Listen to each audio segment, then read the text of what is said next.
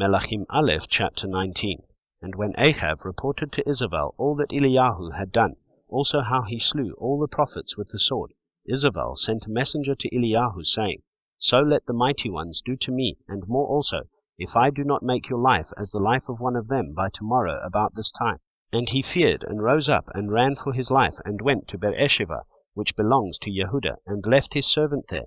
But he himself went a day's journey into the wilderness, and came and sat down under a broom tree, and prayed that he might die, and said, It is enough. Now, Yahweh, take my life, for I am no better than my fathers. And he lay and slept under a broom tree, and see, a messenger touched him, and said to him, Rise, eat. And he looked, and saw by his head a cake baked on coals, and a jar of water. So he ate and drank, and turned and lay down. And the messenger of Yahweh came back the second time, and touched him, and said, Rise, eat, for the journey is too much for you. And he rose up and ate and drank, and went in the strength of that food 40 days and 40 nights, as far as Chorev, the mountain of Elohim. And there he went into a cave, and spent the night there. And see, the word of Yahweh came to him, and said to him, What are you doing here, Eliyahu? And he said, I have been very jealous for Yahweh, Elohim of hosts, for the children of Israel have forsaken your covenant. They have thrown down your slaughter places, and they have killed your prophets with the sword. And I am left, I alone, and they seek my life to take it. And he said, Go out and stand on the mountain before Yahweh. And see, Yahweh passed by, and a great and strong wind tearing the mountains and breaking the rocks in pieces before Yahweh. Yahweh was not in the wind. And after the wind, an earthquake. Yahweh was not in the earthquake.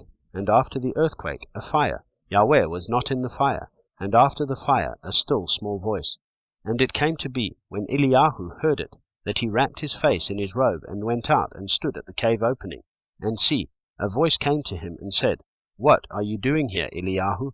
And he said, I have been very jealous for Yahweh, Elohim of hosts, for the children of Israel have forsaken your covenant. They have thrown down your slaughter places, and they have killed your prophets with the sword. And I am left, I alone, and they seek my life to take it.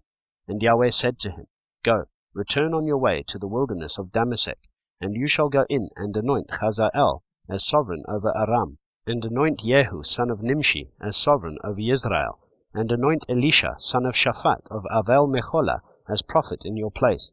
And it shall be that whoever escapes the sword of Hazael, Jehu does kill, and whoever escapes from the sword of Jehu, Elisha does kill.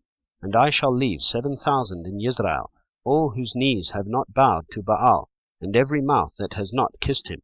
And he went from there, and found Elisha son of Shaphat, who was plowing with 12 yoke of oxen before him, and he was with the 12th.